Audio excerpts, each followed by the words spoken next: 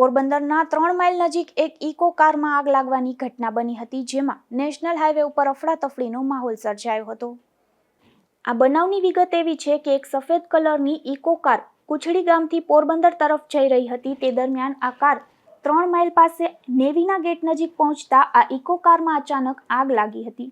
આ કારમાં 2 વ્યક્તિઓ હતા, જે આગ લાગતા આ બંને વ્યક્તિઓ તાત્કાલિક કારની બહાર નીકળી ગયા હતા।